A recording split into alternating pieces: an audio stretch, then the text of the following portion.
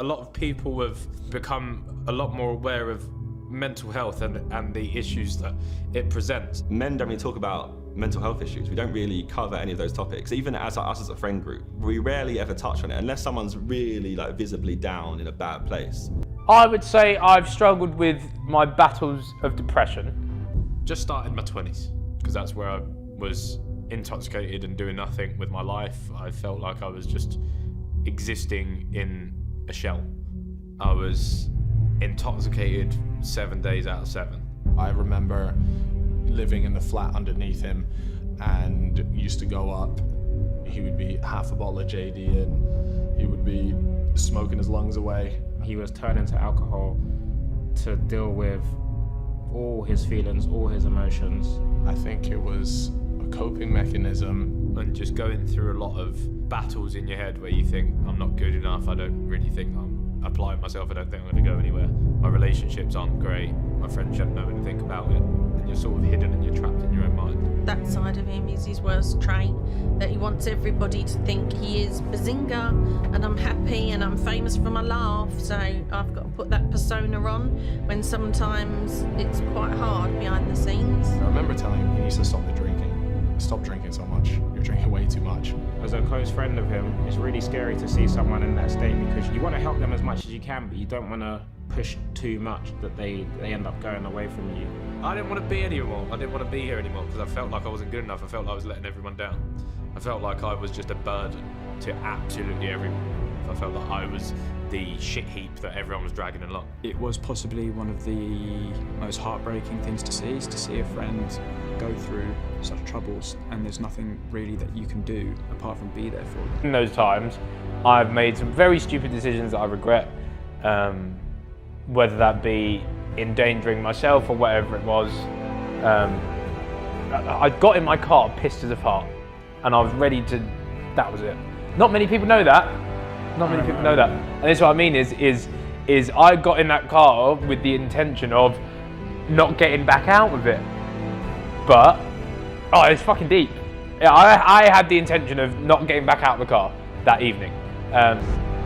He was saying quite a few worrying things, he can't go on, and it was all getting too much, the pressure was too much, and he was struggling. And I think when you end up going down that rabbit hole, you end up just talking yourself into stupid things. And I remember Ethan's girlfriend at the time knocking on my flat door and she was crying. I was like, yo, what's going on, what's going on? This is at like 4 a.m. in the morning. And she's telling me that Ethan's not in a good state and he's gone out. I was very drunk and I ended up getting in the car and I left the flat with no intention of going back to the flat. I didn't know he felt that bad, that he felt that he had to even end his life or anything like that. I was panicking, I didn't know what to do. In your head, you've now whittled yourself down to meaning nothing. You don't really find any reason to be knocking about anymore. And that's where I'd ended up at like 3 o'clock in the morning. And I'd sort of convinced myself that now was the perfect time to just make myself disappear.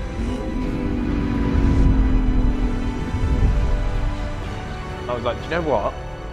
What the fuck am I doing? I was like, what the fuck am I doing? I was like, couldn't you imagine everyone that does actually care about me if I did do that?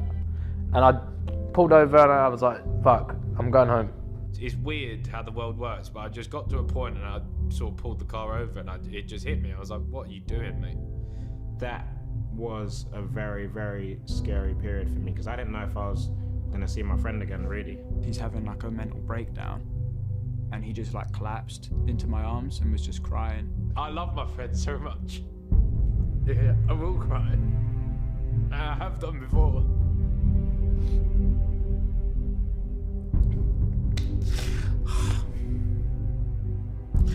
I love my friends. Fucking everything can get better. It might even just be going out in the sun today or whatever. It might flip your whole shit around. Even you might be in the maddest situations where you're like, fuck this. I don't want to be it anymore. Trust me, stuff gets better. And I know, fucking touch wood, I'm this guy that's, you've got this around you. Listen, not everything's materialistic, bro. Not everything's materialistic. It doesn't matter about what you have and what you earn, whatever. It does not matter. I am happy in life. 3, 2, 1.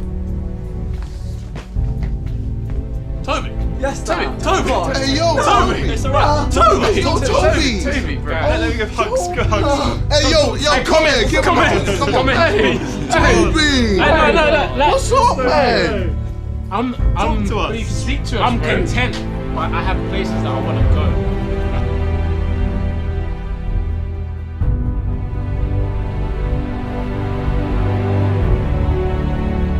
This shit has really broken me, man. I've been sleepless for days.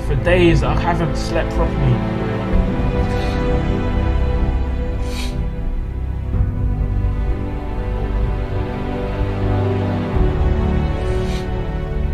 And I wasn't even trying. I was trying to sleep. I wanted to sleep, and all that was in my head is, how can you get this to these people and let them understand you without your words being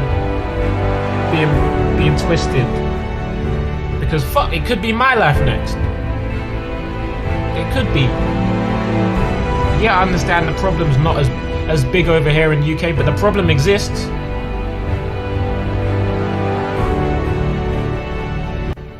If I want to go to another country, I gotta do my research and know which areas are racist, which areas to avoid. Do you know how fucked that is? Do you know how fucked that is? When I went to Italy to watch the Juventus game, Juventus Man United, the looks. When I tell you there's this look, I'm not lying. The looks that you get. And I'll be in my head making excuses for these people. Maybe they never seen a black dude before, it's alright. Why am I making excuses for you? Fuck that, man.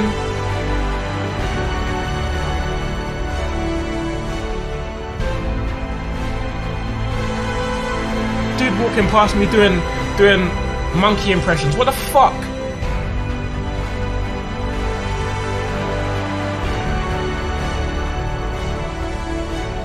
The fuck, you lot? And I gotta shrug it off and turn a blind eye. People drove past me in a car shouting racist things at me. And I'm one of the lucky ones. I'm one of the fucking I'm so blessed, you lot. I can't tell you how fucking blessed I am.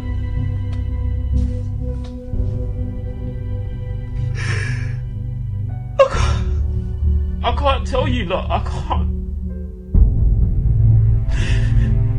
I'm so blessed and I'm so fucking grateful. I'm so grateful. And if I tell you the amount of shit that I've been through, you wouldn't believe it. Imagine the unlucky ones. Imagine the ones that are dying at the hands of these... I ain't wanna call them humans, because they're not human, man. They don't act human. They don't. They fucking don't. I don't understand how people to this day can still just be racist, man. Really? Bro, it's 2020 and people are still being racist. Imagine, man. This generation is definitely the most woke when it comes to this whole racism and this whole oppression, etc. But man, it's just sad, man. Even everything that's going on in America, man, it's just sad. John Boyega said it perfectly. Fuck all you racist people, man. Just fuck you, man. Like, if you're racist, bro, like, fuck you, man. I don't understand how people can still be racist. Everyone deserves to have basic human rights. Everyone should be treated fairly. Simple as that, man. Simple as that. It's fucked. It's fucked. How are you? Me and my mum are almost like an unbreakable bond. She's like my best friend rather than a mum. We go through everything together. Always have done. Probably always will. Ethan's my whole world. My absolute heartbeat. Without him, there is no heart. Not many people know, but I actually had Ethan on my own. So it was a very, very emotional day. One that I'll treasure forever. The swag was on point, you know. Look at that. You did a good job. I did. I've always known how to dress. The real dad disappeared when I was conceived. It was very tough. Carrying him on my own and consciously having him on my own has driven me to always fight for every cause. She made that choice.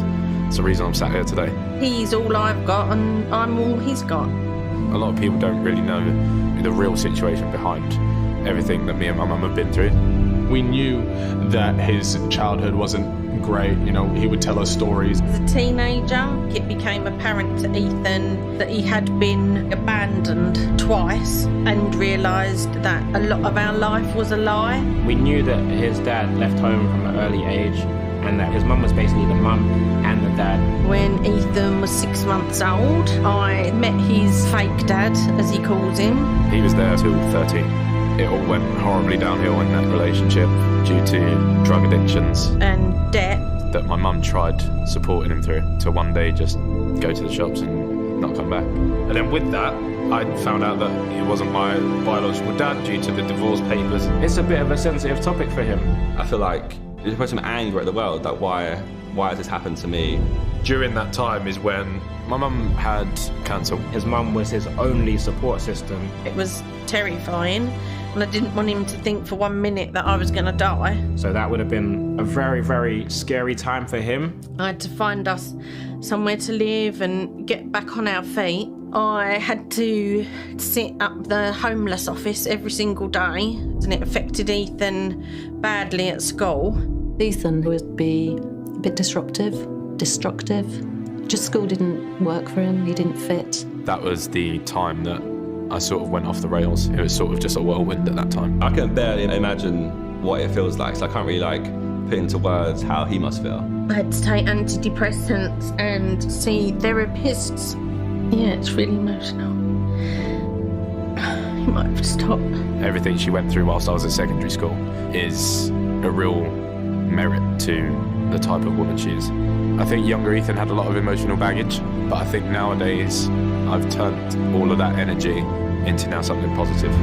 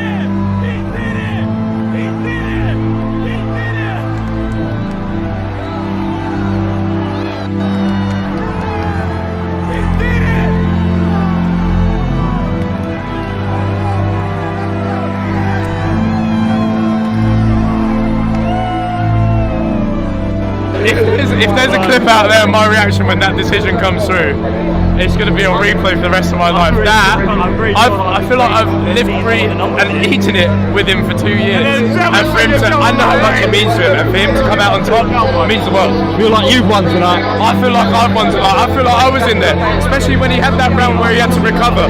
It's absolutely insane.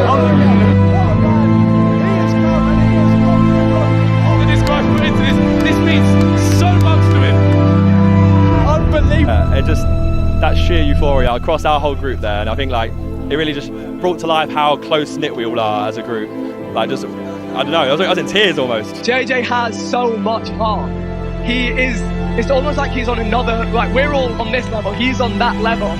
He gets knocked down in a painful way, and he takes his time, he recalibrates, and he goes back. He was taking hits, and he was getting hit hard. And he was hitting back harder. That takes some kind of a person to get rocked like that and come back even harder. Just shows how much he wanted this, and it was so amazing to see.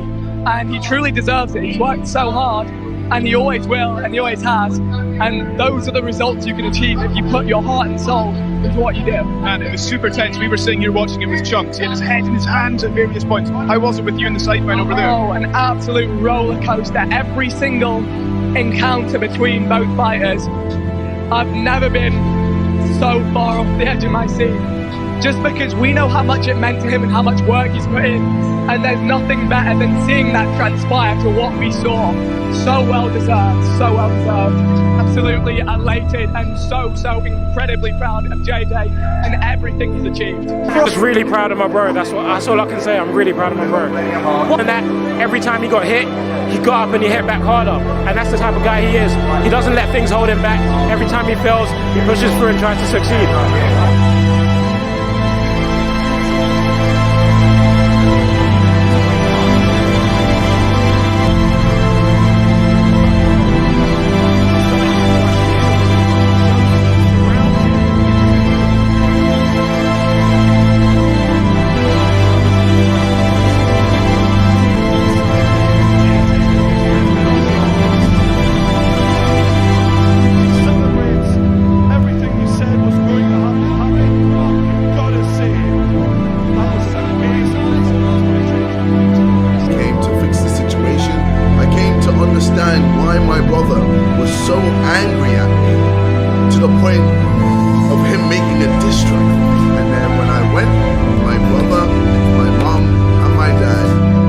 Said it was all my fault. I'm tired of fighting a losing battle with my own family. I'm tired of feeling like an outcast. Yes, I can do better, but so can you, man. Like, I'm at the point where I can't even take my own girlfriend to see my family because I'm scared that she's gonna get exposed and my brother's gonna use that information against me. I'm scared to even text my family because I'm scared you're gonna just screenshot the fucking message and just post it publicly. And I'm scared to even call my family because I'm scared you're gonna just take one negative thing that I say, manipulate the audience and just make me look as bad as possible.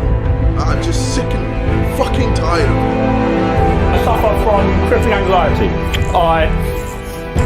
Sometimes I have panic attacks in the shower because of fear of death. I was honest, that's what happens. But luckily, you lot are mad. You lot have come through. I mean, I've obviously been filming on the night of Sunday going out, and I have had ridiculous amounts of support for saying that. So, shout out to everyone, because you make me feel great. I got my goals of, 10 mil on my main channel, 10 mil on the Sidemen channel, and then I guess that's my goals, to be honest. I don't know if I want to do YouTube for that much longer. There's that famous phrase that's like, die a hero or live long enough to see yourself become the villain. Something like that. And I feel like it's just like the amount everyone hates everyone online already. It's just like, I don't want to be a part of it. I can't wait to get off the internet. There are a few people, obviously, who say nice things, but they just get crowded out by them. There's a bit where it just becomes like a mental battle. I lose those. You don't crack under pressure. As I do. Yeah, you don't. That's a very deep question. I'm good at having existential crises. I get really deep. I start questioning everything and anything. Yeah, and I'm getting older, and I'm never gonna stop getting older, and like I've been thinking that recently too. This is the point of like no return. Like there's a lot of like, who knows what's coming up. It gets a little dangerous. What, you alright? No, I'm fine. It's just very cynical. I get a little cynical sometimes, but we move. I'm gonna check on you later. I want you to stop saying my parents and instead say our parents, because I am part of this family too. You have made me an outcast throughout all of this. Literally made my life a living hell, and all for what? Views? Subscribers? You always say that family comes first, but that's not true, is it? Huh? I'm just sick and fucking tired of it.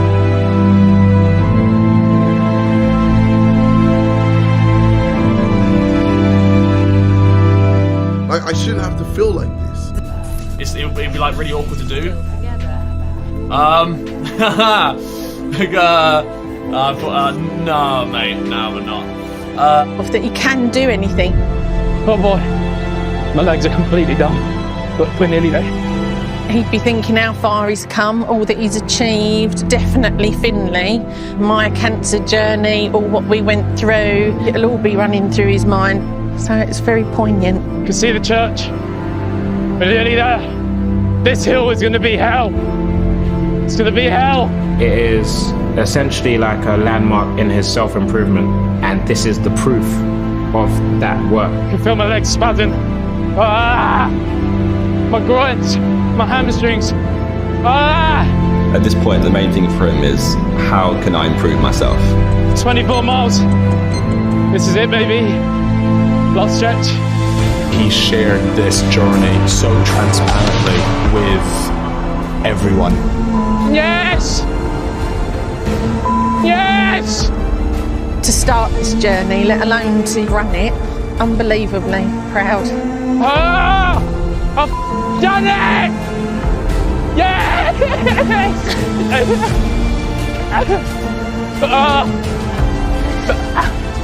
Come on, babe! Hello! Come on!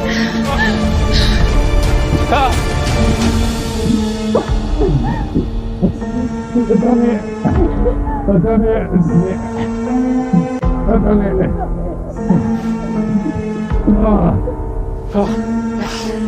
Cheeky.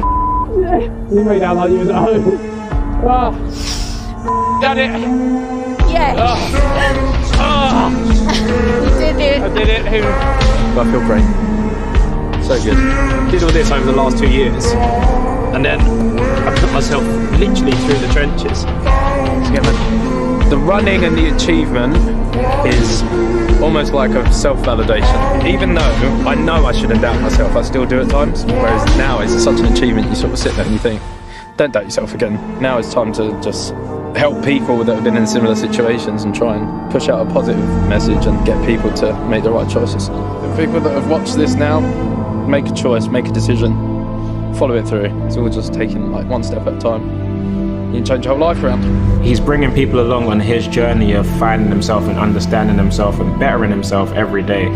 And it's inspiring really to watch as a friend, and I'm sure it's inspiring for a lot of viewers too. The 3 words that I would use to describe Ethan would be inspirational, exciting, and powerful.